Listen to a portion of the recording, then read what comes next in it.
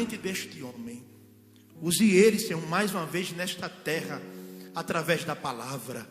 Que possamos ser limpos, sarados, Senhor, pelo o poder da palavra. Nós queremos te pedir, use ele, Senhor, em nome de Jesus. E você diz, aplauda ao Senhor pela vida dele, amém.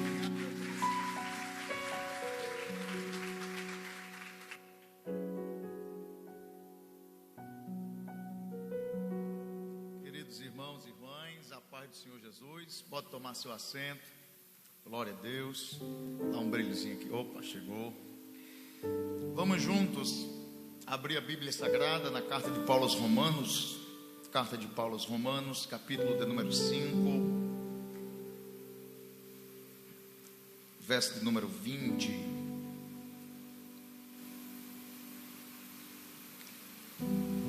Vamos ler aqui, capítulo 5, está ótimo aqui.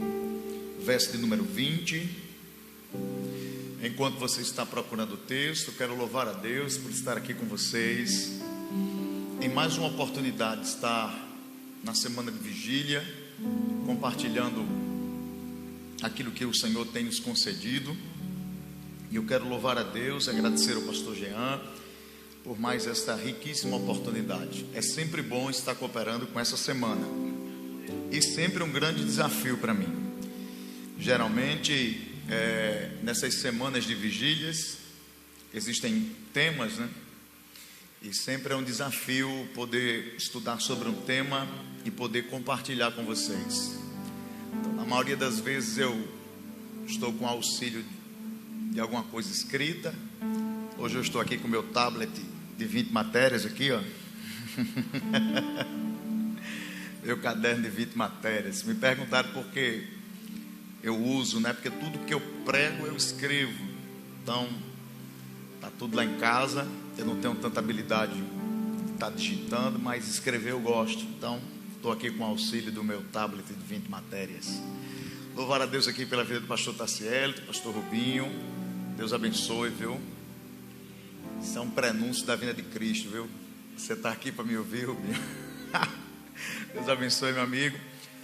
Jailton Bruce está aqui, nosso querido amigo, pregador do Evangelho, Assembleia de Deus ali em Bahia.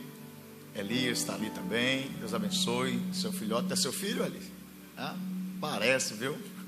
Deus abençoe. Obrigado aí pela presença de vocês.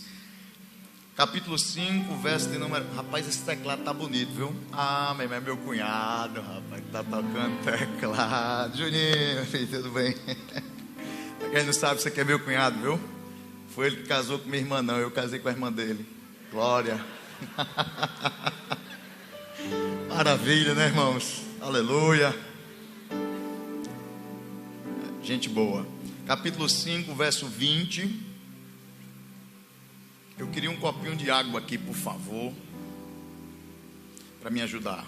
Diz assim: veio, porém, a lei para que a ofensa abundasse, mas onde o pecado abundou, superabundou a graça, para que, assim como o pecado reinou na morte, também a graça reinasse pela justiça para a vida eterna, por Jesus Cristo nosso Senhor. Capítulo 8, verso 1, está escrito assim: portanto, agora nenhuma condenação há para os que estão em Cristo Jesus, que não andam segundo a carne, mas segundo o Espírito. Amém? Que o Senhor nosso Deus ajude-nos nesse finalzinho de noite, início de manhã, a aplicarmos a sua santa, bendita e gloriosa palavra em nossos corações. Segundo alguns estudiosos, a carta de Paulo aos Romanos é o maior tratado teológico do Novo Testamento. Não é para menos. Nesta carta, o apóstolo Paulo, ele tratou sobre os assuntos mais relevantes acerca da nossa fé. Esta carta, ela pode ser dividida em duas grandes partes. A primeira parte vai do capítulo 1 até o capítulo 11. onde o apóstolo está versando todo o seu conhecimento, adquirido por meio das suas leituras, como também pela revelação de Deus. Já do capítulo 12 ao capítulo de número 16, Paulo está dando conselhos práticos para que os irmãos sejam saudáveis na fé. Então, do capítulo 1 ao capítulo 11, Paulo está falando de teologia pura, e a partir do capítulo de número 12, Paulo vai traduzir essa teoria em prática, teologia em ações. Então, a carta pode ser dividida dessa forma. Existem vários assuntos aqui, dos quais vocês já ouviram muito falar, desde o primeiro dia, segunda-feira, e me compete aqui nessa noite, uma tarefa que não é tão simples, considero complexa, falar sobre um dos assuntos que parece ser antagônico, mas não é. Nós vamos falar sobre lei e graça. Vamos falar sobre lei e graça. A maioria das pessoas, quando ouve falar sobre lei e graça, pensa que eles são antagônicos. Porém, eu acredito que eles são complementares. Porque tanto a lei como a graça partem da mesma essência, que é a essência divina. A lei e a graça partem do mesmo Deus. Então nós vamos abordar este assunto dentro da carta aos Romanos, e para isso eu peço a paciência de todos vocês. Vamos começar com a lei. Vamos começar com essa parte mais dura. Vamos começar falando sobre lei. Observando os estudiosos que falam sobre a lei, eu encontrei o escritor John Stott. E John Stott fala algo muito interessante acerca da lei. Ele vai dizer que existem 3 grupos que interpretam a lei de forma diferenciada. Existem 3 grupos que interpretam a lei de forma diferenciada. O primeiro grupo é o grupo dos legalistas. São aqueles que entendem que só existe uma forma de se agradar a Deus e de alcançar a salvação. E essa forma é o cumprimento da lei. Se eu não cumprir a lei, eu não consigo agradar a Deus. Não agradando a Deus, eu não tenho condições para herdar a salvação. Porém, esse conceito é equivocado e combatido nas Sagradas Escrituras. De fato, é impossível de se agradar a Deus por meio da lei, porque a lei não consiste apenas em 10 mandamentos. A lei são 613 mandamentos, ordenanças, e é humanamente impossível o homem mortal, depravado, caído, cumprir a lei por méritos próprios. Até porque o apóstolo Paulo é claro em dizer: se você guarda toda a lei e tropeça em um só ponto, você é culpado de todos eles. Então é humanamente impossível durante uma vida que dura mais de 70 anos, 50, 40, 30, ou até mesmo 10 anos, você cumprir todos esses mandamentos e exigências sem nunca falhar. E além disso, o apóstolo Paulo, no capítulo 3, verso 20, ele combate essa ideia diretamente. Capítulo 3, verso 20 de Romanos. Acompanhe comigo, por favor. Diz assim o texto sagrado, 3 e 20. Por isso, nenhuma carne será justificada diante dele pelas obras da lei.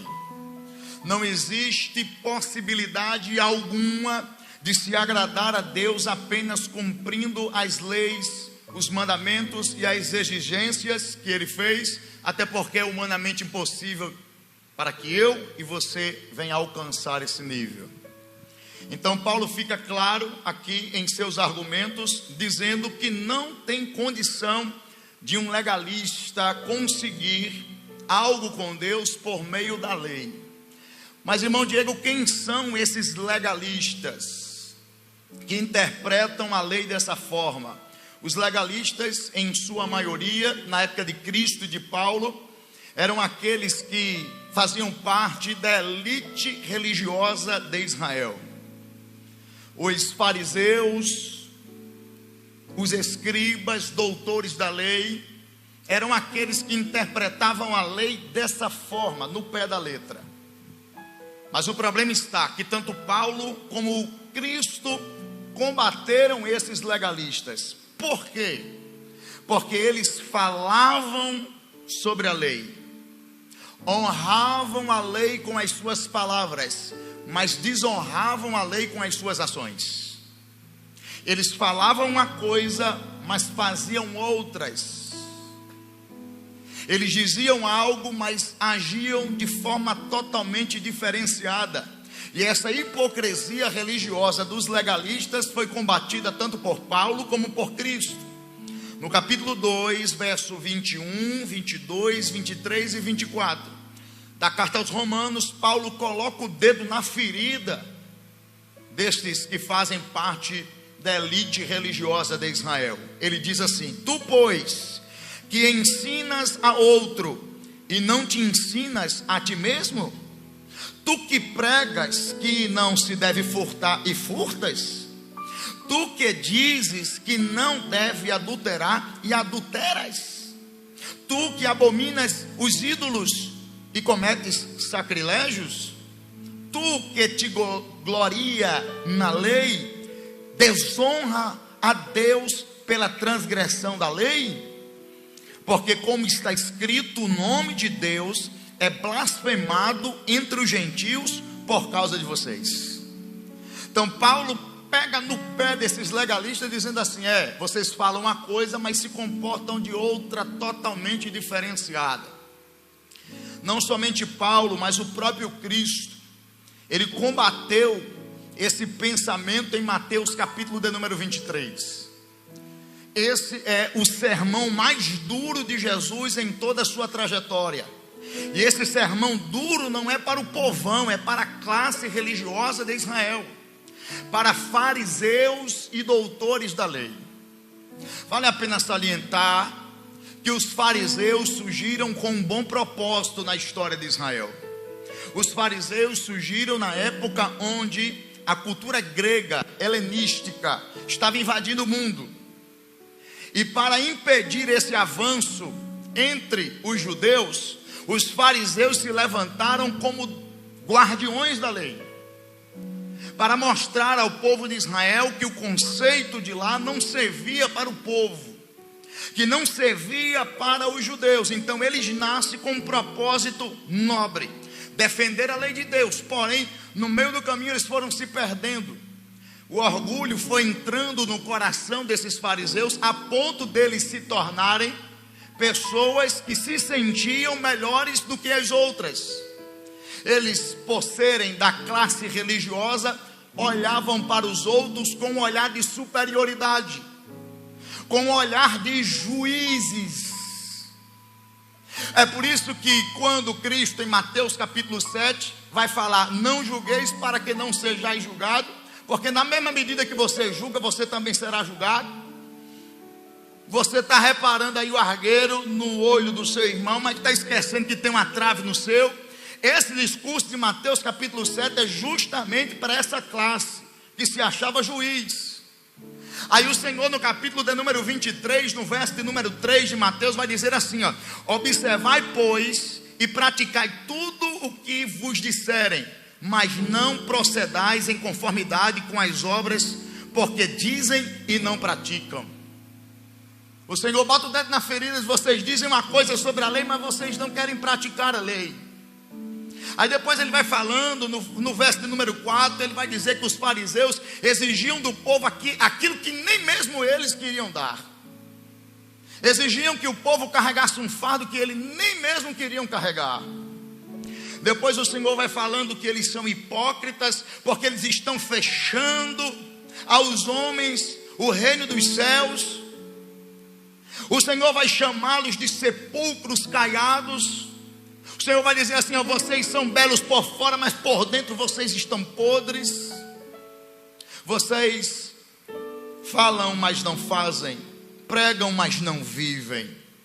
Então, a primeira forma de se interpretar a lei é essa forma dos legalistas. E o problema não está na lei, está em quem interpreta. Porque quem interpreta não vive aquilo que está pregando. O segundo grupo daqueles que interpretam a lei são os libertinos. Os libertinos eram aqueles que diziam assim: todo o problema está na lei. Porque se não houvesse lei, não teria transgressão. Se não há transgressão, não há condenação. Então todo o problema foi o surgimento da lei. Só que Paulo combate esse tipo de pensamento dizendo assim: olha, o problema não está na lei, está nos transgressores. O problema não está em Deus que criou as suas leis. O problema está no ser humano que transgride a lei que Deus estabeleceu. Aí ele, no capítulo 7 de Romanos, no verso de número 12, ele diz uma coisa interessante. Ele diz assim, ó: assim a lei é santa, e o mandamento é santo, justo e bom. Então Paulo está fazendo uma defesa da lei. Está dizendo assim: a lei é santa. Ele está dizendo que a lei é proveniente de um dos atributos de Deus, que é a santidade.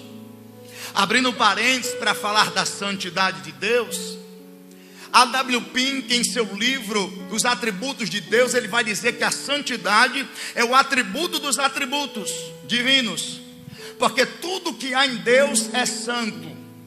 Seu amor é santo, sua justiça é santa, seu povo, sua igreja é santa. Tudo que há em Deus é santo. Sua palavra, seu caráter, sua personalidade. Então a santidade é o atributo dos atributos. E a lei provém não de impurezas, mas sim da santidade do próprio Deus. Por isso a lei é tão exigente. Mas além da lei ser santa, a lei é justa. Ela é proveniente de um julgamento justo de Deus. Ela é baseada na verdade do Senhor. Romanos capítulo 2, verso de número 2. Paulo vai dizer que o juízo de Deus é segundo a verdade. Então a lei é justa. E também a lei é boa, ou o mandamento é bom.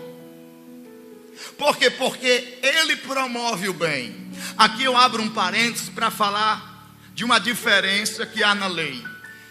Existem dois aspectos na lei. Existe o aspecto cerimonial e o aspecto moral da lei.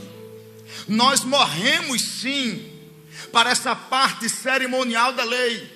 Nós não estamos mais sobre o jugo cerimonial da lei. Como assim? Havia na lei um rito de purificação, que Davi, quando peca, diz a Deus que precisa passar por ele. Davi diz assim: purifica-me com isopo e ficarei limpo.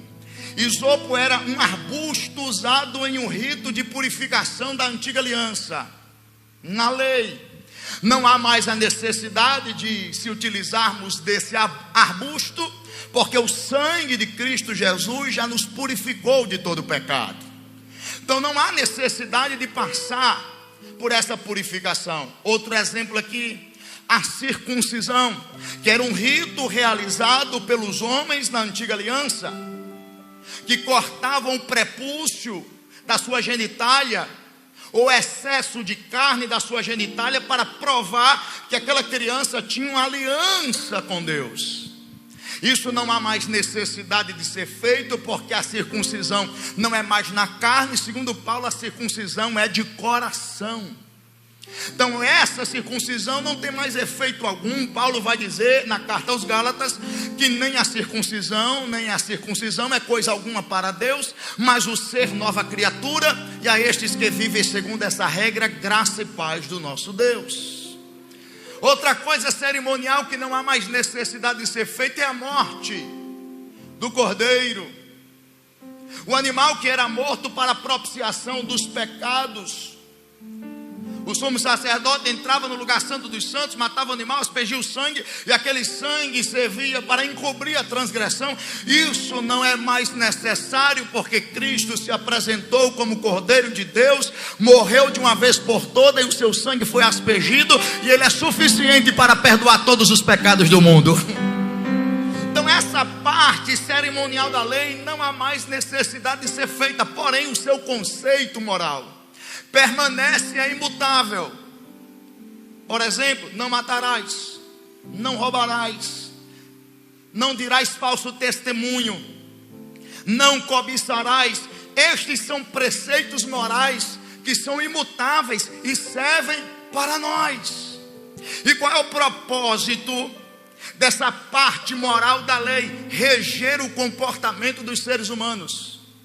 Se não houvesse a lei, não haveria parâmetros para reger o nosso comportamento. A lei veio para reger o comportamento humano. Você não pode isso, você não pode aquilo, isso é certo, isso é errado. Então esse padrão moral da lei permanece, é imutável. Jesus não revogou. Pelo contrário, quando foram questionar ele acerca disso, ele diz assim, ó: antes de eu chegar era assim, se você adulterar, só que agora, irmão, se você cobiçar, já adulterou. Então o negócio complicou. O sentido da moralidade é até maior nessa dispensação da graça. Então esse princípio moral da lei é o princípio bom. É por isso que Paulo diz que a lei é boa e o mandamento é bom. Então o terceiro grupo que interpreta a lei é o grupo dos cristãos. Os legalistas olham e dizem assim: somente por meio da lei. Os libertinos dizem: o problema é a lei. E os cristãos olham para a lei como? Eles olham para a lei e percebem que não possuem possibilidade alguma de agradar a Deus dessa forma. Não possuem, porque eles são falíveis e a todo momento estão pecando. E a lei mostra para eles que eles precisam de um justificador diante de Deus. E esse justificador é Cristo. Porque por mais que a lei seja boa, santa e justa, ela é limitada. Como assim, irmão Diego? Ela mostra a doença, identifica a doença, mas não dá o remédio. Ela é como uma lanterna que ilumina o caminho e mostra o obstáculo, mas que não consegue tirar o obstáculo do caminho. Essa é a lei, e a forma que a gente deve olhar para a lei é essa.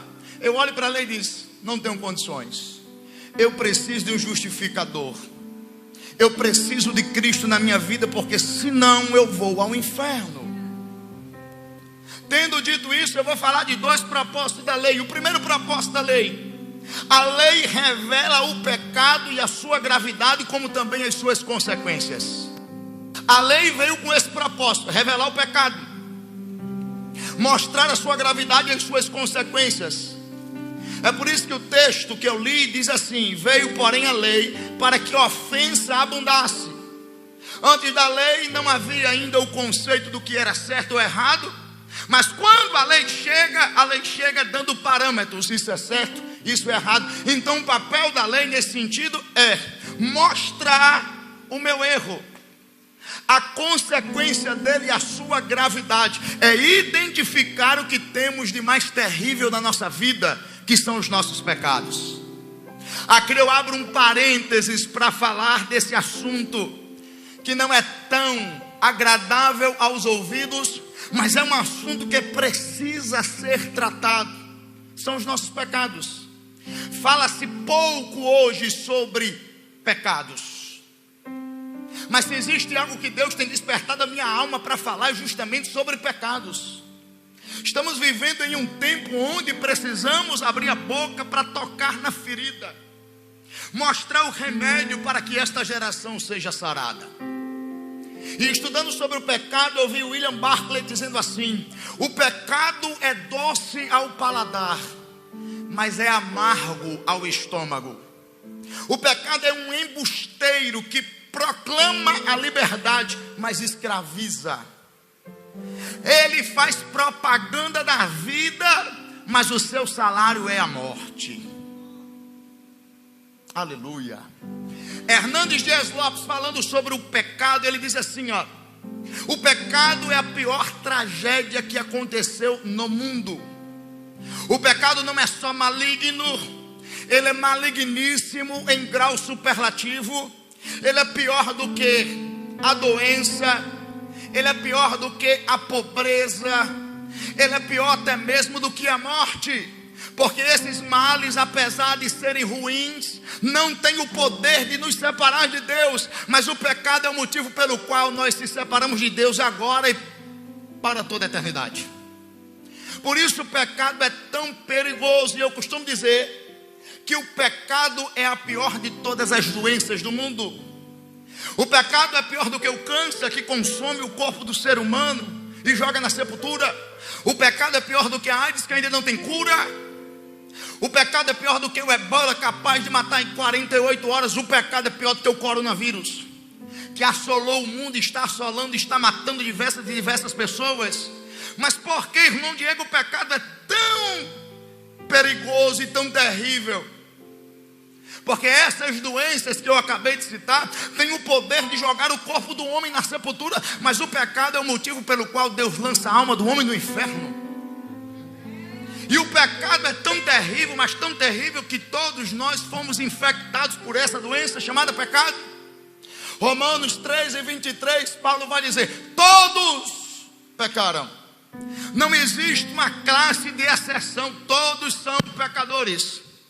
Todos falharam e destituídos ou afastados da glória de Deus estão.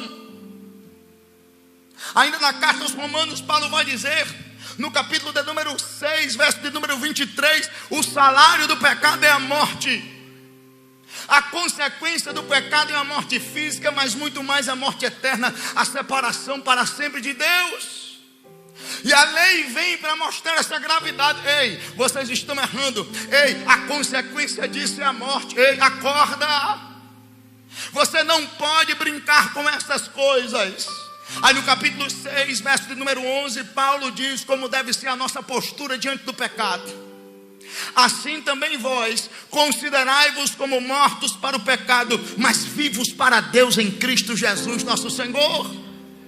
Traduzindo, para o pecado, eu vou agir como morto, porque os meus membros não são mais instrumentos do pecado. O meu corpo agora não serve mais ao pecado. Eu não sou mais escravizado pelos desejos do pecado. Eu estou em processo de santificação. Eu estou me libertando do pecado. Eu estou me vendo livre desse mal. Cristo morreu na cruz para fazer isso por mim. Eu estou morto para você, pecado. Existem muitas pessoas que ainda não entenderam esta verdade e ficam blefando com o pecado. O pecado bate na porta e ele entra com facilidade. São brechas que estão sendo abertas, que estão causando tragédias dentro de casa, estão causando tragédias, destruindo famílias inteiras. Parece que essa minha geração é a geração que mais flerta com o pecado sem temor de Deus. Eu fico com medo de alguma hora ou outra eu me tornar como Uzá. Uzá tocou na arca da aliança de Deus, símbolo da sua presença no Antigo Testamento, e morreu. Pecou por irreverência e Deus o matou. Que Deus guarde o nosso coração, para a gente não negligenciar as coisas sagradas, para a gente não flertar com o pecado. Deus sabe tudo que está acontecendo. Deus está percebendo o que está acontecendo com a sua vida. Você que me acompanha pela internet, Deus vê tudo. O pastor pode não ver, o pregador pode não ver, os seus líderes podem não enxergar, mas a gente serve um Deus que vê tudo. Um Deus que está com seus olhos sobre toda a terra, contemplando os bons e os maus. E Ele está chamando a sua responsabilidade aqui nessa noite, dizendo assim: o teu pecado tem uma consequência e você precisa parar urgente. Então o propósito da lei é esse. Olha, você peca, o pecado é esse. A lei serve como um espelho. Se não tivesse a lei, a gente não identificaria com precisão os nossos erros. A lei serve como um espelho. Você já passou por uma situação onde você tem que ir ao culto, se arrumar sem espelho? Você já passou por essa situação? Eu já. O cabelo vai, mas não vai legal. Às vezes o cinto fica meio troncho. Quando a gente chega, a pessoa diz: ei, pintasse o cabelo não, foi? Ei, a gente cinta aí. Olha o tamanho da gravata, meu amigo, tá passando. Tá parecendo uma língua de boi. Por quê? Porque eu não estava diante do espelho. Quando eu estou diante do espelho, eu digo: epa, ajeita o cabelo aqui, tá assanhado. O cinto, a gravata. Isso é a lei. Eu olho para ela e ela mostra meus defeitos. Calamachia. Eu olho para ela, ela mostra as minhas imperfeições. Eu olho para ela e ela mostra detalhadamente onde eu preciso melhorar. Um dos propósitos da lei: mostrar a minha miséria. Segundo propósito da lei é mostrar para mim que eu preciso da graça. É o segundo grande propósito da lei: mostrar a você que você precisa da graça. Porque, como eu disse, a lei é limitada. Ela mostra, mas não resolve. Ela identifica, mas não soluciona. Oh glória! Aí quando eu olho para a lei e vejo os meus defeitos, eu digo: eu preciso da graça de Deus. Porque senão eu estou perdido. Porque senão eu vou morrer. Porque senão eu vou estar para sempre longe do Senhor. E aqui eu entro na segunda parte: a graça. Aleluia. A graça é a nossa salvação. Se não houvesse a graça, estaríamos todos perdidos. E o que é graça, irmão Diego? Eu anotei aqui 5 pontos sobre a graça, para nós conversarmos sobre ele. Primeiro, a graça é um conceito divino criado por Deus. Quem criou esse conceito de graça foi o próprio Deus. Como é que eu entendo isso? Os seres humanos, em suas relações interpessoais, eles agem à base da reciprocidade. Explica melhor. Eu amo quem me ama. Eu respeito quem me respeita. Eu firo quem me fere. É o famoso olho por olho, dente por dente.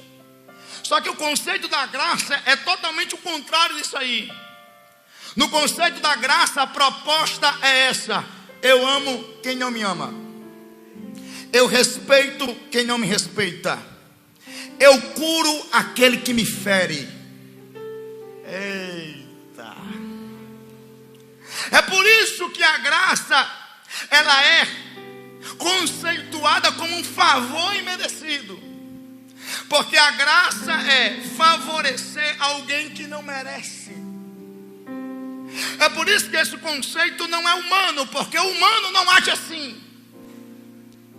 O humano ama quem me ama, respeita quem me respeita, fere quem me fere. Mas Deus é diferente. Ele ama sem você nunca ter amado a Ele. Oh glória! Ele te respeita sem você nunca ter o respeitado. E Ele te cura, você lhe ferindo. Eita, meu Deus do céu!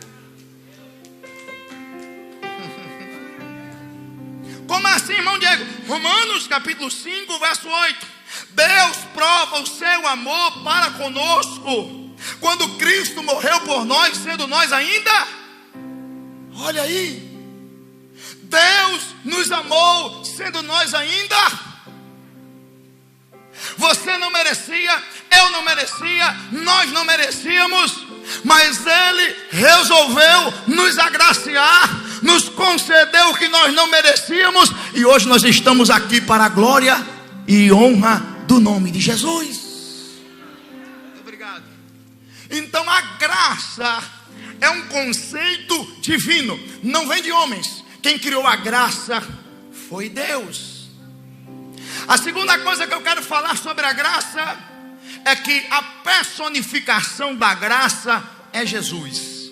Jesus é a graça que se fez carne. Você quer ver a graça de Deus se revelando? Olhe para Jesus. Jesus tomou a forma de servo, entrou no nosso mundo e manifestou a graça visível de Deus. Como? Levantando caídos, favorecendo desfavorecidos, curando doentes, dando nome a quem não tem nome, valorizando quem nunca foi valorizado. Quer ver a manifestação da graça na pessoa de Cristo? Mulher adúltera, pega em flagrante adultério. Os doutores da lei, querendo pegar Jesus em uma contradição, diz assim: mestre, essa mulher foi pega em flagrante adultério. O que é que deve ser feito? A lei diz que tem que apedrejar. E você o que dizes? Aí Jesus está escrevendo, e eles insistindo, e Jesus escrevendo na areia. De repente Jesus se levanta e diz assim, ó: aquele que não tem pecado, atire a primeira pedra. E volta. É interessante, olha como a mente de Jesus é inteligente. Jesus não diz aquele que cometeu este pecado, ou aquele que não cometeu este pecado, porque com certeza haviam pessoas que nunca adulteraram. Mas Jesus diz assim: aquele que não pecou, atire. Aí a consciência começou a bater e dizer: eu não adulterei, mas eu falo mal de alguém.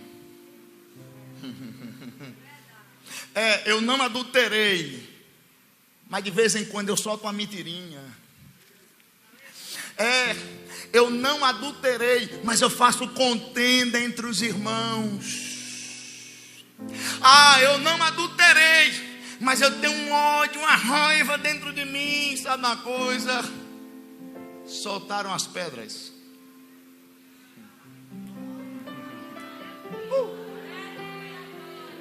Olha a graça de Deus chegando. Solta a pedra. De repente Jesus está bem calmo. Jesus diz: onde é que estão os teus acusadores? Foram todos embora. Eu também não te acuso.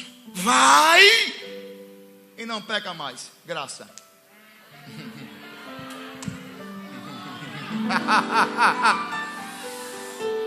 É todo mundo louco para matar.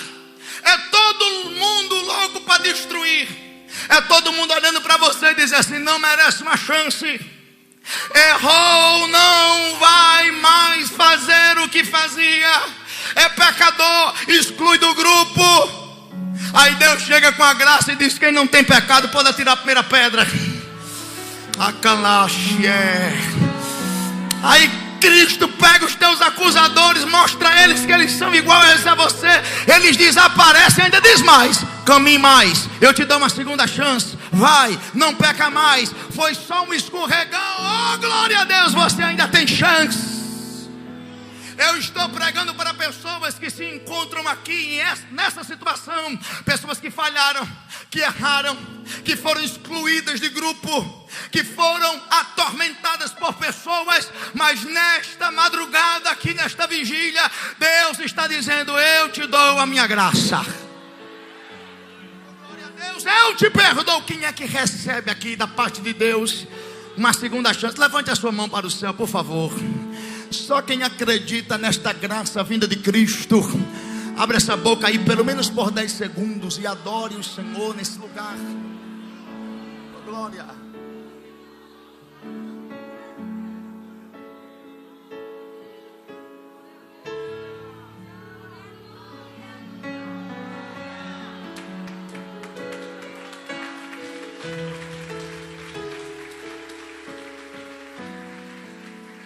Deus me fez lembrar agora de Pedro.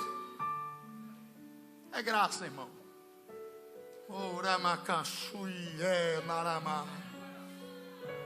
Todos vocês vão se escandalizar em mim nessa noite. Pedrão diz assim: todos não, eu estou fora.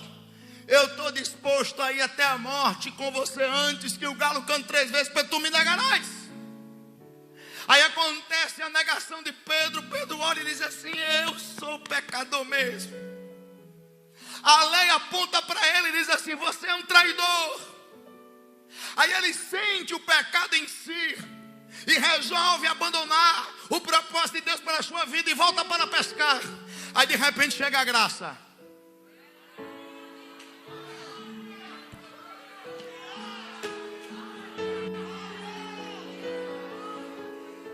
Vamos comer um peixinho aqui, Pedro?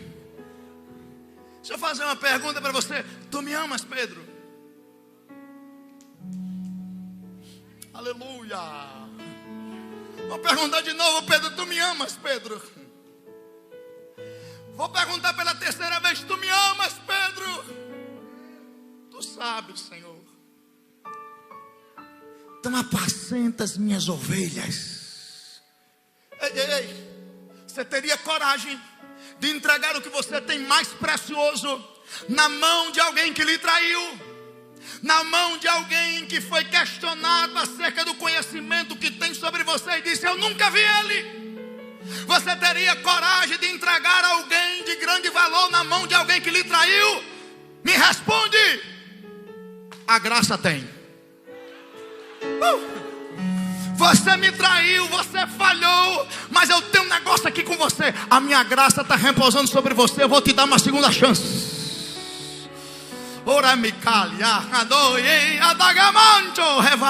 Quando você pensa que não tem mais jeito, a graça chega e diz: eu te dou um jeito. Quando você pensa que não tem mais solução, a graça chamada Cristo se apresenta e diz: eu sou a tua solução. Levanta a cabeça, porque nesta noite é a noite da graça. Olha para quem está ao seu lado e profetize nesta noite, por favor. Diga assim: olha, Cristo tem uma segunda chance.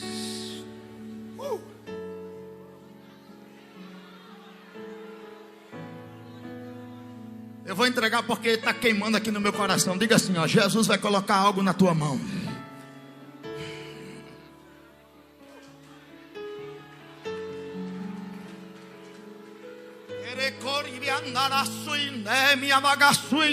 Tem gente que vai se levantar e vai dizer assim: não pode, mas Cristo vai tomar a frente e dizer: pode, a minha graça está sobre ele. Tem gente que vai se levantar e dizer assim: não tem capacidade, não tem mérito. Aí a graça vai se levantar por você e vai dizer: eu escolhi, eu estabeleci, eu determinei, e ninguém tem nada a ver com isso. Quem é que recebe aí o poder dessa graça que está sobre nós? Abre essa boca, vai. É noite de Deus levantar você. Abre essa boca para receber o poder da graça de Cristo.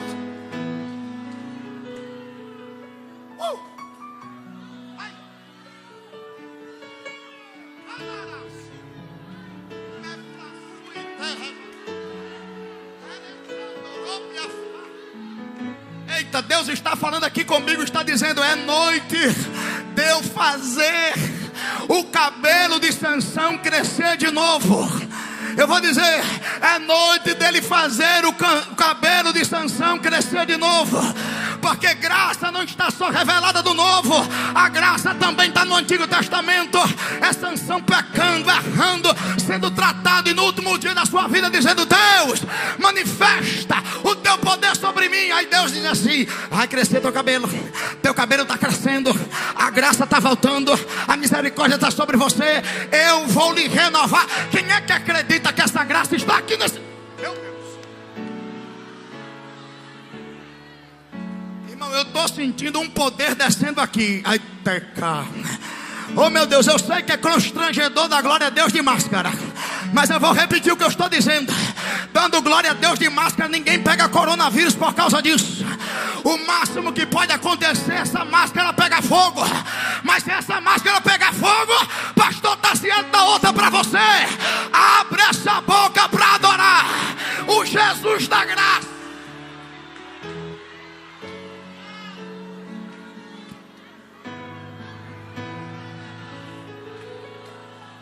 Canachia. Olha a graça se manifestando agora em forma de forças novas chegando. Olha a graça se manifestando agora nos teus lábios em forma de línguas repartidas como que de fogo.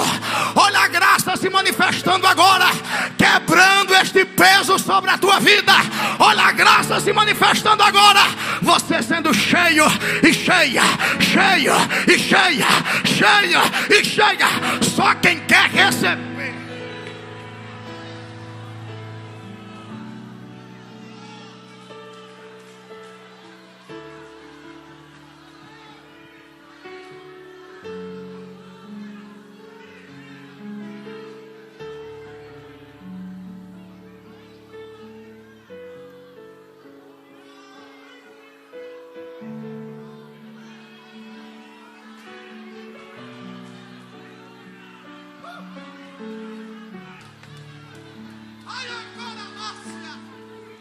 Receba aí o que eu estou recebendo, vai. Vai começar aqui pelo lado direito. Vai abrindo a tua boca que Jesus vai te encher agora. Você que está aqui da candorinha fácia, esta graça se revela dizendo a você: você não vai morrer, ninguém da sua casa vai morrer. Eu vou restaurar tudo, eu vou levantar tudo. Será que você recebe aquilo que a graça está mandando aqui nessa noite? Abre essa boca, meu filho. Deixa eu ver se aqui do lado esquerdo tem graça. Só onde a graça está se manifestando, abra a boca para... Olha ali, ó, pegou. A graça chegou. Já tem crente falando em línguas. Já tem crente de pé nessa noite.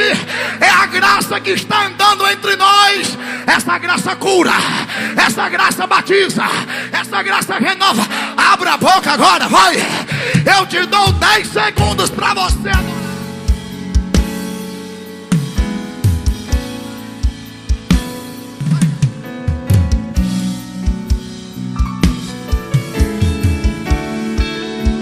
Olha Jesus passeando no ambiente agora. Lá sobre a calacia. Onde ele passar, a presença vai ser forte. Receba você aqui na frente. Receba você aí atrás. A graça está no nosso meio. Deixa eu ver quem está sentindo a presença da graça.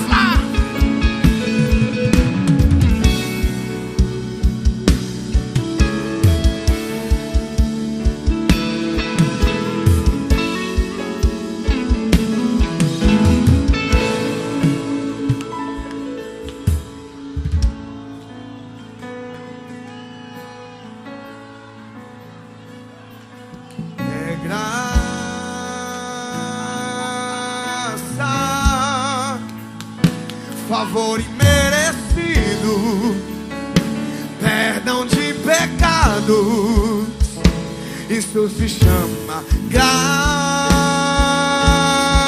Levanta a mão pro céu e canta isso. É graça.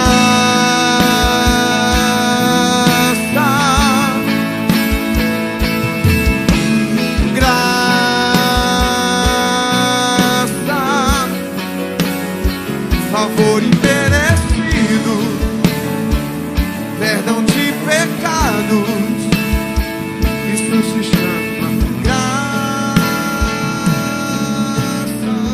Segura um pouquinho, Augusto.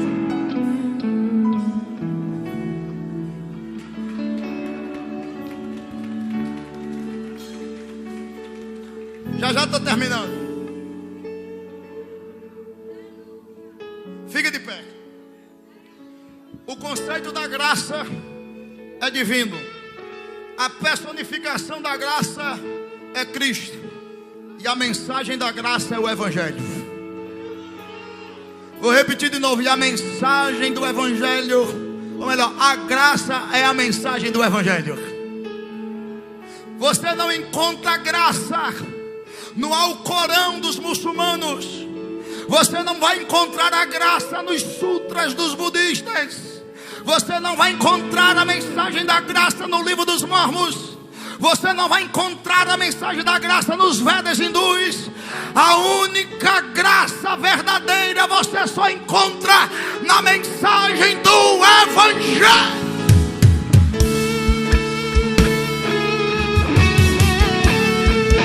É por isso que Paulo diz assim, meus pastores: eu não me envergonho do Evangelho, porque o Evangelho é o poder de Deus para a salvação.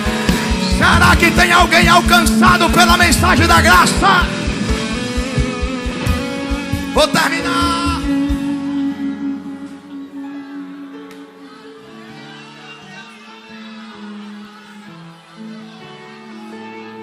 O fogo já está pegando, eu vou terminar agora. Se tu não der um glória agora, você não vai dar glória em nenhuma parte da mensagem. Primeiro, o conceito da graça é divino. Segundo, a personificação da graça é Cristo. Terceiro, a mensagem da graça é o Evangelho. Agora prepara. Quarto, o alvo da graça somos nós. Eu vou dizer de novo, meu filho, eu vou dizer de novo. O alvo da graça. Não estou entendendo não.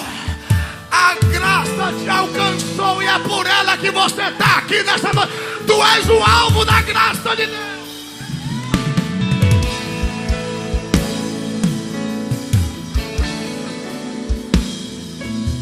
Deus armou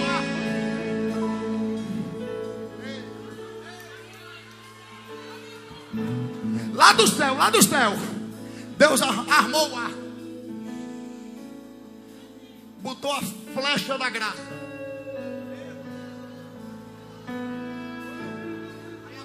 apontou para Daniel e disse: vai. Aí a flecha da graça, ó. Só que essa flecha não mata, essa flecha dá vida. Eita, coisa boa. Eu não sei se você está entendendo aqui nesta madrugada, mas o alvo da graça é você. Deus apontou a flecha da graça para você. E eu digo mais, esse arqueiro não erra a sua pontaria. Nesta madrugada ele está acertando em todo mundo, ó. Pum, pum, pum, pum, pum, pum, pum. Aí você está levantando, aí você está adorando. Abre essa boca, vai.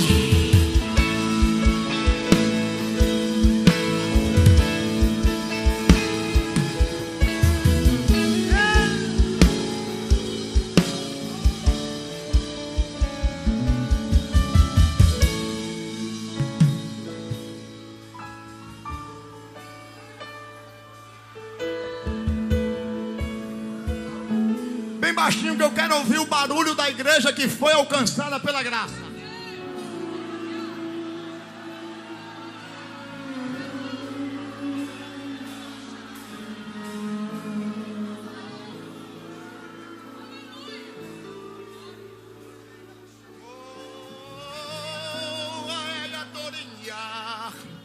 O Espírito Santo está me revelando algo aqui.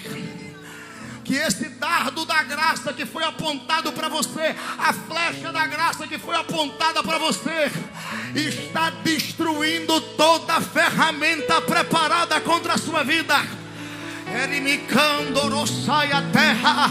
Satanás disse: hoje ela não vai, hoje ele não vai. Mas a flecha da graça chegou lá, te tirou de dentro da tua casa.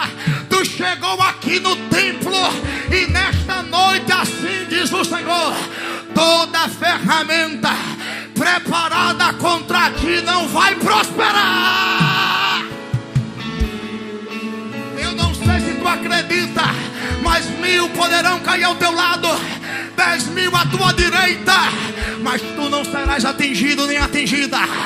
Eita, coisa boa, não tem mais. O Senhor é contigo, não te assombres. Ele é o teu Deus, Ele te esforça, Ele te ajuda, Ele te sustenta com a destra da sua justiça. Receba, receba, receba, receba.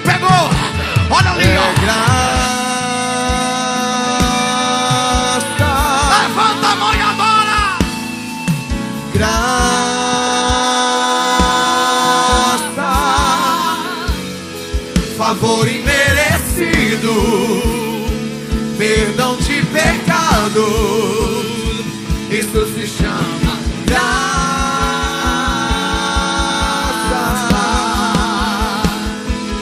É graça. Oh, graça. Favor imerecido, perdão de pecados, isso Glória. se chama graça. Quem me escuta, diga amém. Quem está recebendo, diga glória a Deus. Vou encerrar agora. Primeiro, o conceito da graça divino. Segundo, a personificação da graça é Jesus. Terceiro, a mensagem da graça é o Evangelho. Quarto, o alvo da graça somos nós. E quinto, o resultado da graça é absolvição e salvação. Paulo escreve assim, ó, depois do capítulo 7, fazendo a exposição da lei, ele inicia o capítulo 8 dizendo: agora nenhuma condenação há.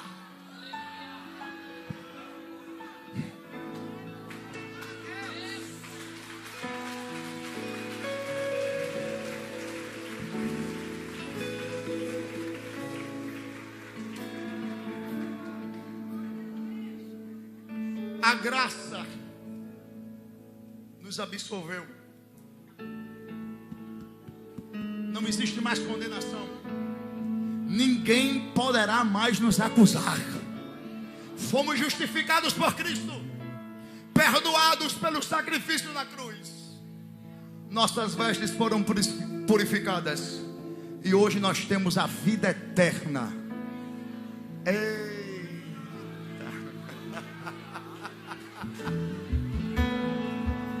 A raiva do diabo é porque ele não pode mais te acusar. Olha para quem está ao seu lado e diga assim: o diabo não pode te acusar. Não, diga aí pelo menos com as 3 pessoas, diga assim: o diabo não pode mais te acusar. Pode.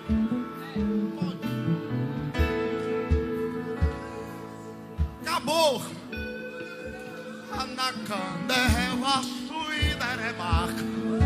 Ela é pra cando do papacié. Mas explica melhor, vou explicar aqui contando uma história. Certo homem estava orando diante de Deus. Satanás se apresentou diante dele trazendo uma lista dos seus pecados. E ele disse assim: você não pode orar diante da santidade de Deus. Você é um homem pecador, olha aqui a lista dos seus pecados. O homem se entristeceu na hora, quis desistir da oração, mas o Espírito se apresentou e disse: homem, diga a Satanás que ele se esqueceu de colocar algo na lista. E comunicou o que estava faltando.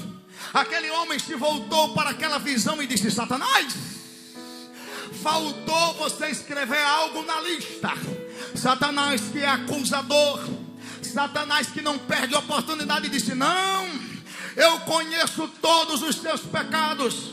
O que você fez há 10 anos atrás, o que você fez há 5 anos atrás, o que você fez ontem, eu conheço. Eu sei da sua vida. Aí o homem, cheio da autoridade de Deus, disse assim: faltou você escrever que o sangue de Jesus Cristo já me purificou de todos esses. Quem é que acredita que foi perdoado aqui? Joga a mão para cima e dá um brado de vitória. Aí sabe qual é a raiva de Satanás? É que ele caiu uma vez e para ele não teve mais chance, para ele não teve mais graça, para ele não teve restauração, reconstrução. Agora você já perdeu as contas de quantas vezes caiu.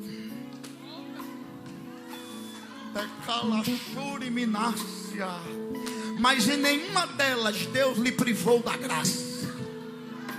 Todas as vezes que você chegou diante do altar do Senhor com sinceridade no coração e arrependimento na mente.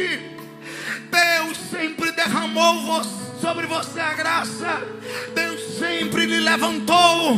E eu quero profetizar aqui nesta noite: não importa como você chegou, o que importa é o que a graça vai fazer com você aqui agora. Estava caído, Ele te levanta. Estava triste, Ele te alegra. Estava fraco, Ele te renova. Estava sem esperança, a esperança chegou nesta noite. Só quem acredita nisso, abra a boca, dá um brado de vitória.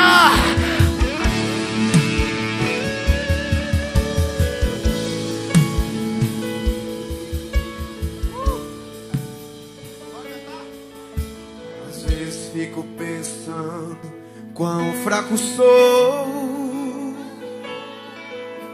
até porque foi de barro a matéria-prima. Quem é que está afastado do evangelho Deus aqui? me formou. Faz assim com a mão. Os afastados da fé. Se porventura tem alguém aqui nesse ambiente afastado da fé, faz assim com a mão. Eu quero te conhecer para orar por você. Tem alguém aqui que não é crente? Se você estiver aqui nessa noite, por favor, se identifique. Não tenha vergonha. Se você veio a convite de alguém. Temos alguém aqui afastado da fé, que não é crente. Temos alguém? Não temos? Então vamos adorar o Senhor. Vamos orar encerrando. Esse mal eu já fiz. Aí nesse momento eu corro para os braços de Jesus e vou chorar. É tudo graça.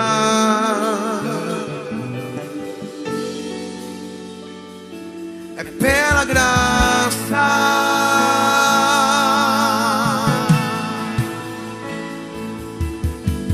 Graça que me constrange, me trazendo salvação. Graça que sabe que sou pecador, mesmo assim me oferece perdão. Graça que me deixa sem graça, e no meio dessa desgraça dos pecados meus,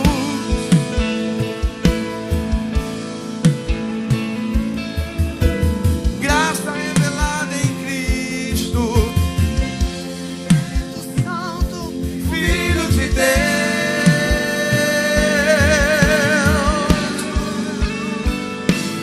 É graça,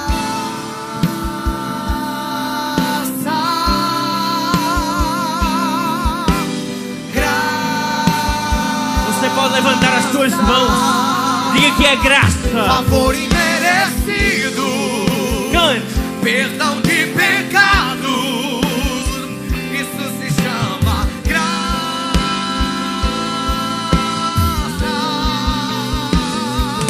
É graça,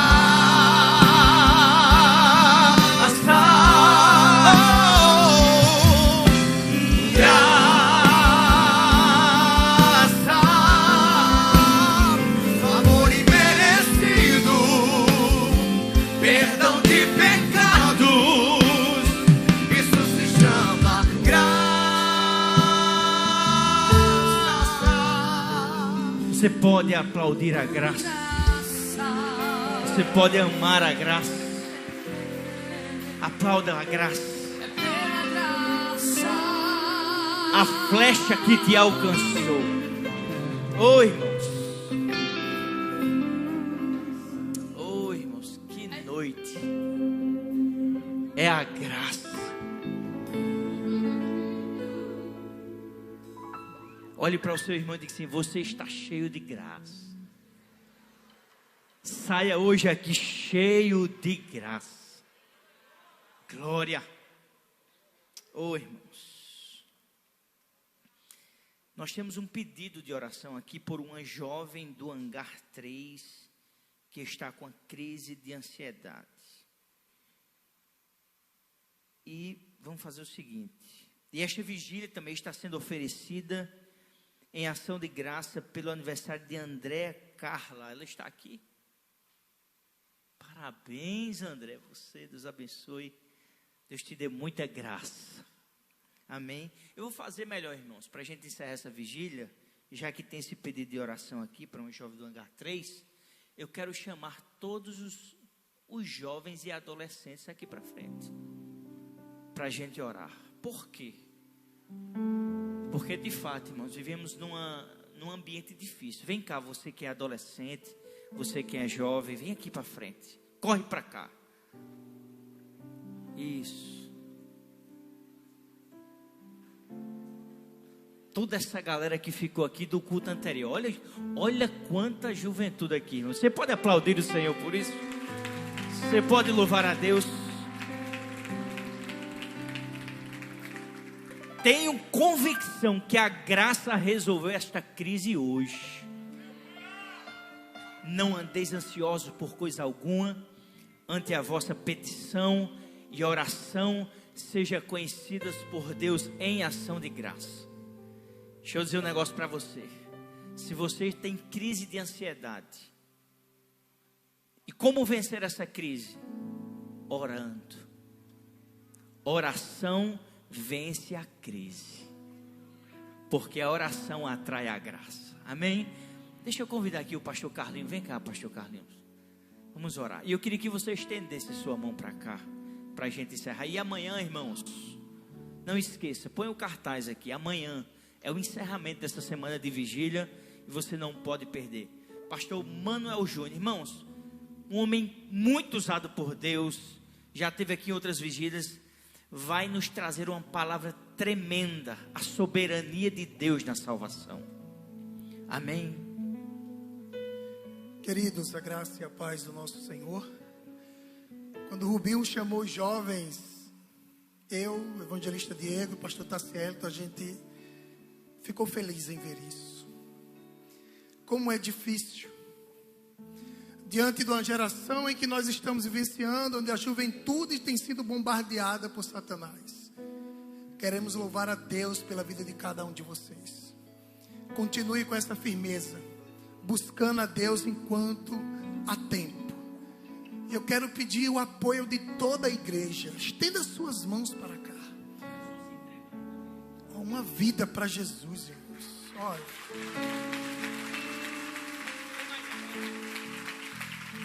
Quando o Diego perguntou, eu disse: Senhor, tem pelo menos uma? Tem.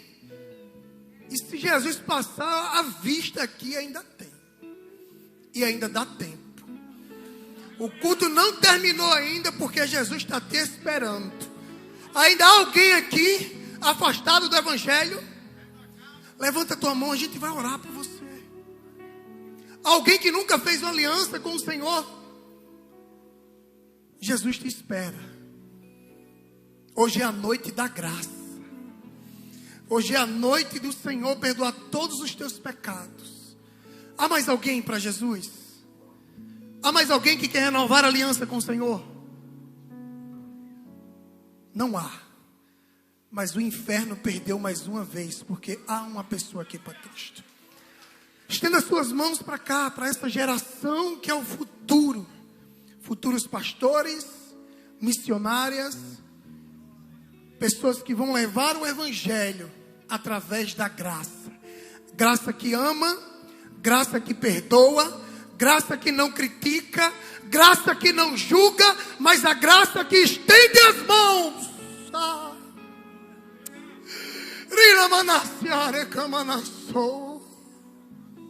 A graça que restaura, que levanta o caído, ela está aqui sobre as nossas vidas.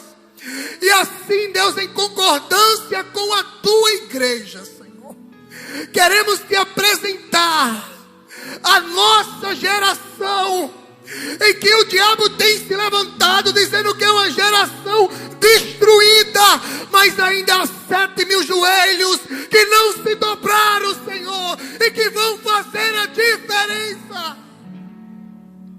Está aqui os teus filhos, Senhor, que reconhece que necessita da tua graça, que reconhece que necessita da tua presença, e nós anulamos, frustramos toda palavra de maldição lançada contra a nossa geração de jovens. Desfazemos da autoridade que há no teu nome, ó Deus.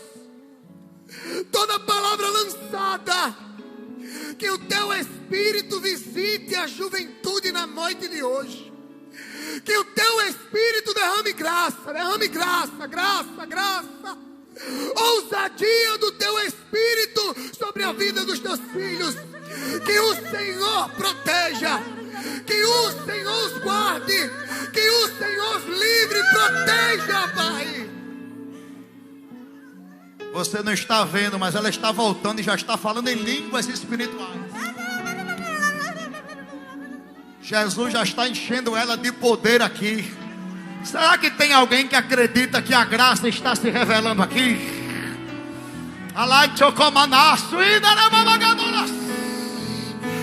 O Espírito Santo está colocando línguas repartidas como que de fogo dela. Sabe o que é isso, irmão? É a graça de Deus. Chegou agora e já está sendo cheia de poder. Chegou agora e o Espírito já está se manifestando. Oh meu Deus, será que merece um brado de glória a Deus aqui? Merece? Ela canta. É porque você não está vendo, já tem jovem ali de joelho, quebrantada. Eita, coisa boa. Eu até queria parar, irmão, mas o céu está abrindo uma porta aqui e está derramando sobre a vida desses jovens aqui agora uma porção sobrenatural do Espírito. Jovem, recebe o que papai está mandando aqui agora. Sejam cheios de poder, sejam cheios da graça, sejam cheios de poder. Vá adorando a Deus aí, porque o céu vai se manifestar. O Espírito vai tomar conta de você, moça. O Espírito vai encher você, rapaz. Eita, coisa boa. Vai sendo cheio agora de poder. Receba agora a autoridade do Espírito. Receba agora línguas repartidas como que de fogo. Seja cheio, seja cheio, seja cheio, seja cheio. Batiza agora, Jesus. Abre a tua boca, meu filho, deixa Deus te encher. Alacataura bacalaceia, e calachuri me canta na baçaia, e calachore me canta na bacalacia. Receba, meu querido jovem, receba, moça, receba poder do céu aqui agora. Seja tomado por esse Espírito. Ela é chita, calabababa. Eita, coisa boa do céu, Jesus. Que o teu Espírito enche agora. Seja tele, oxala, cala, eita, que eu sou livramento de morte na tua vida.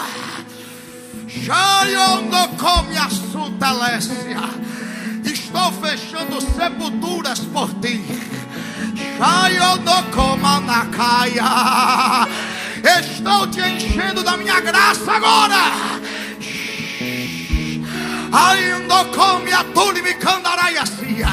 Recebe o que eu estou enviando agora. Abra a boca para ser cheio dessa graça. Eu já estou encerrando, mas o Espírito está dizendo que vai derramar mais graça sobre vocês. Obre a saia, ericolossime calacia. Eita, moça, recebe essa porção agora. Eita, coisa boa. Eita, meu Deus, dá para abrir a boca, tá difícil. Oh, eu navegarei. Jesus quer te batizar com o Espírito Santo agora. Eita, coisa boa, Jesus. Vamos orar para Jesus batizar agora. Charamanda na saia. E ali ele me cola uma surra. Só quem acredita que Jesus ainda batiza. Eita, ao Jesus. Deus, o meu amor. Receba você aí atrás também. Eu navegarei. Eita, Jesus, é agora. O Ramando saia no oceano. Eita, coisa boa. Recebe poder aí, vai. Olebiacia. E ali eita, coisa boa, Jesus. Vai batizando agora, Jesus. Vai batizando agora, Jesus. Ao Deus, o meu amor. Desce, Espírito de Deus.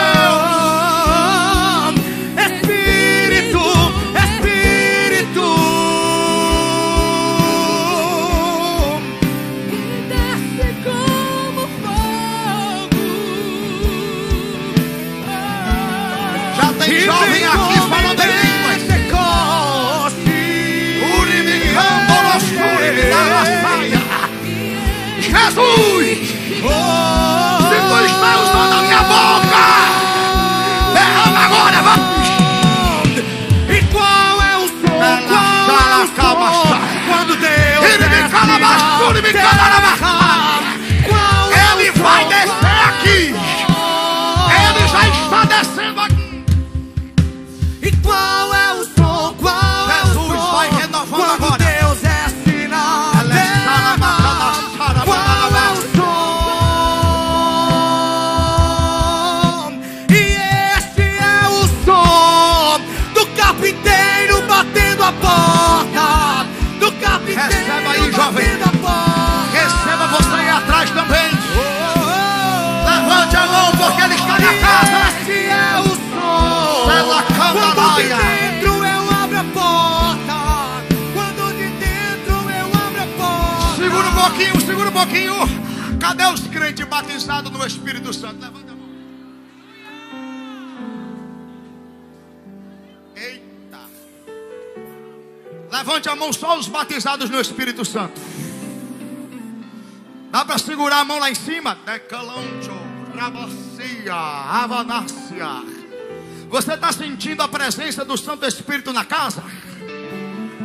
Você está sentindo? Então começa a liberar agora as línguas que Deus te deu no dia que você foi batizado. Abre a boca agora que eu quero ouvir o barulho das línguas de fogo. Roupa mama todo pra calacia telamacandaraia. Esse fogo que está tomando conta da sua vida aqui agora vai ser compartilhado. Erebia calaçaia doravassuria tacamá. O Espírito me ordena a ministrar sobre vocês variedade de línguas agora.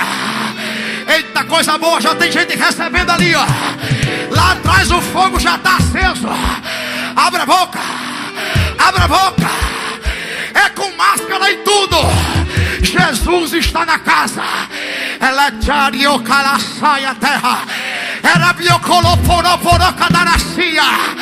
É decanoto como. Eita, coisa boa do céu. Será que você pode adorar a Deus? Ela é que oceanalácia. Deus quer te encher, Daniel. Recebe esta porção aqui agora. O céu ministra sobre ti uma porção sobrenatural. Seja cheio, cheio, cheio, cheio, cheio, cheio. Pega, ai a saia, a la dobre a raçaia. Eita que o fogo pegou. Eita que a graça chegou. Vai, vai, olha ali. Olha ali, ó. Olha aqui, ó.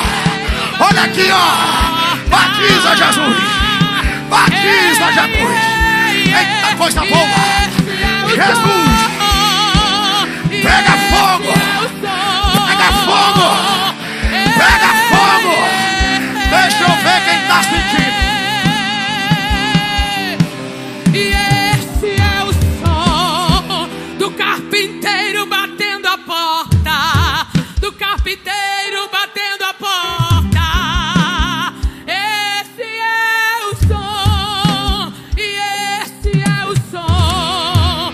Carpinteiro batendo a porta. Leva essa unção, Carlinho, para tua congregação. Carpinteiro batendo a porta. Sobre Láquia. Deus está te entregando a porção nova aqui. E que será mandarácia. Era bacana na sua de caia. Volte a usar com poder. Volte a usar com poder. Para alabaçúria. Enche ele agora, Jesus. Enche ele agora, Jesus.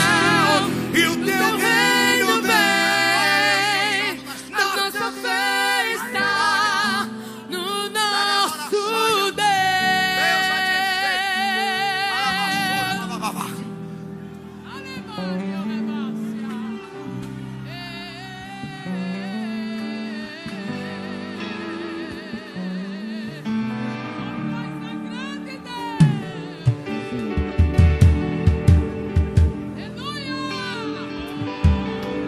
Eu estou ouvindo o barulho de muitas águas. As águas estão aqui nesse ambiente. E por onde essas águas estão passando, tem crente sendo renovado e batizado no Espírito.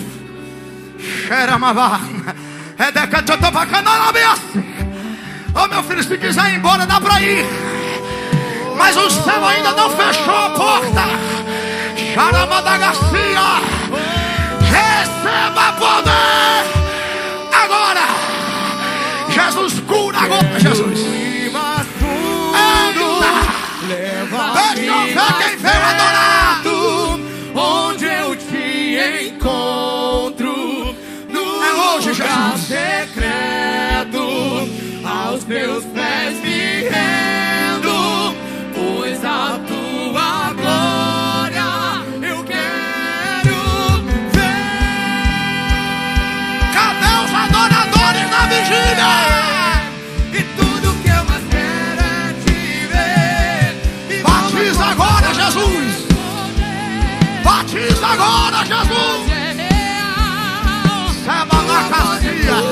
Olha o fogo pegando atrás, olha. Tudo que eu mais quero é te ver. Envolva com tua glória e poder. Tua majestade é real. Tua voz ecoa em meu ser. Quem pode levantar a mão e dar um brado de glória a Deus bem forte?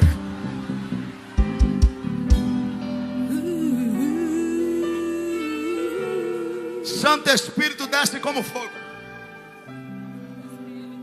Desce como fogo. Santo Espírito desce como fogo. Incendeia, incendeia. Santo Espírito desce como fogo. Santo Espírito desce como fogo. Incendeia, Vai. incendeia. Chama ele. Santo Espírito incendeia, incendeia, incendeia, incendeia. Vai pegar fogo. Incendeia, incendeia. Seja batizado agora. Incendeia, incendeia. Era calaçora, bababatoda, barabaçora. Que glória é essa, Jesus? Tem gente incendiada aqui na frente. Olha que coisa gloriosa, moças jogadas no chão. Eu, se eu fosse você, eu dava glória e aleluia ao Senhor nessa noite. Vamos terminar agora, diga glória a Deus.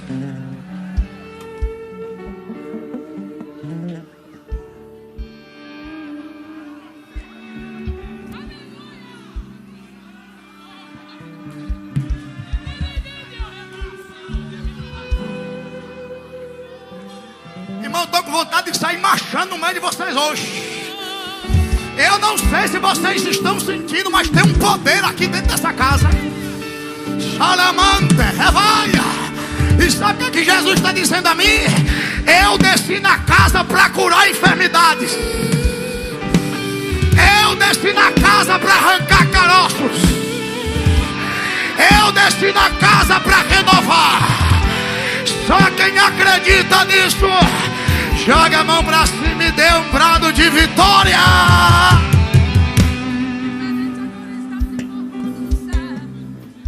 Vou terminar, pastor. Oh, glória.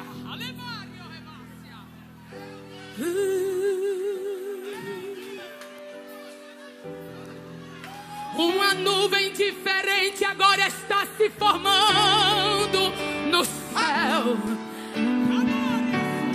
Temporal de bênção e poder, poder, poder. Um calor tão glorioso.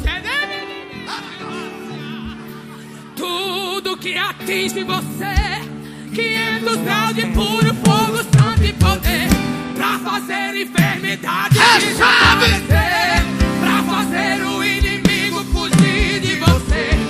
Uma nuvem de vitória está sobre a igreja. A previsão dos dias que ainda vai chover. Vai chover. Vai chover línguas estranhas por todos os lados. E nesse temporal quero sair molhado, molhado e revestido por esse poder. Agora o impossível vai acontecer. Só quem crê, levante a mão. Promessa de Deus. O fogo vai descer por esse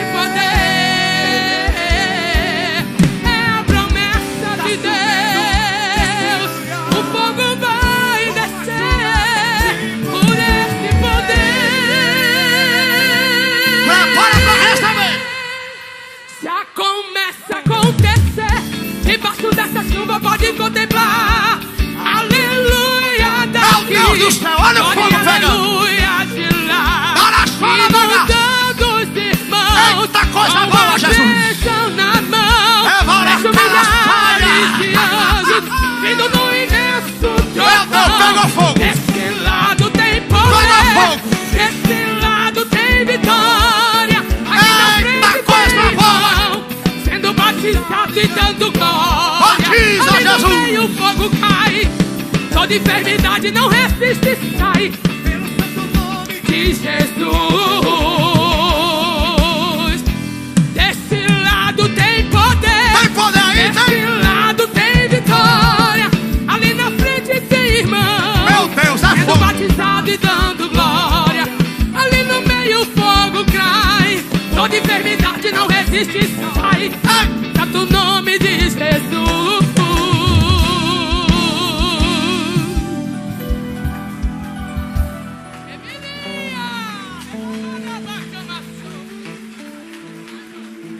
Aí tem gente que diz assim: pra que tanto barulho?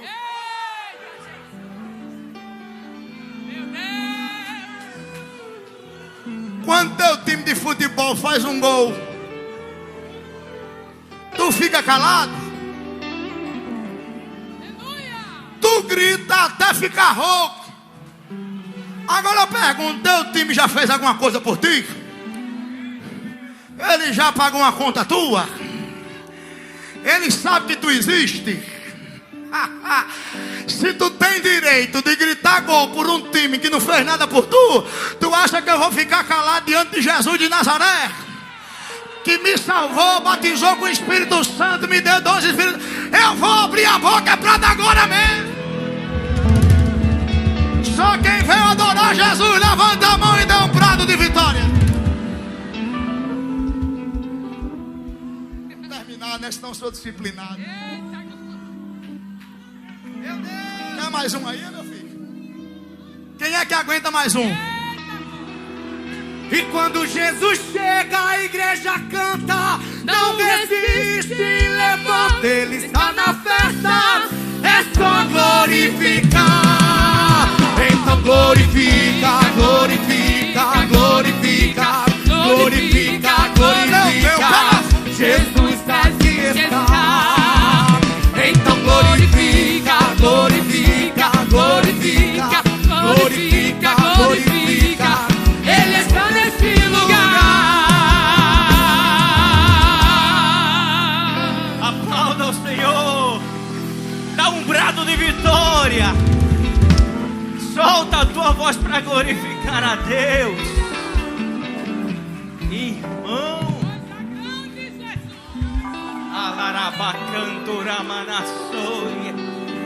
A graça está aqui. E não tem crise de ansiedade que fique. E não tem depressão que fique. E não tem opressão que fique, porque a graça chegou aqui. Arabacandas. Irmão, para terminar um culto desse, meu Deus do céu. E agora, o que é que eu faço? Meu Deus. Pastor Jean não está aqui.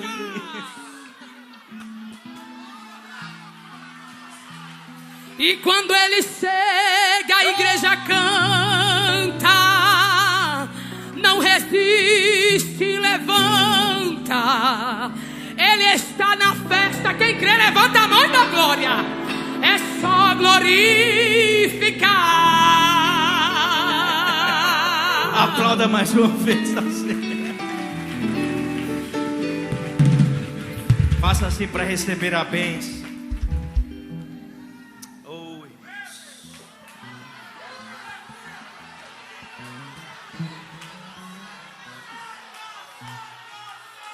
Larabacantas. Que a graça, que a graça, que a graça do nosso Senhor Jesus Cristo, o amor de Deus e as doces consolações do Espírito Santo seja com o teu povo para sempre. E a igreja diz amém. Aplauda ao Senhor. Deus abençoe, irmãos. E eu espero você aqui amanhã. Aliás, hoje, né? Amanhã não, hoje.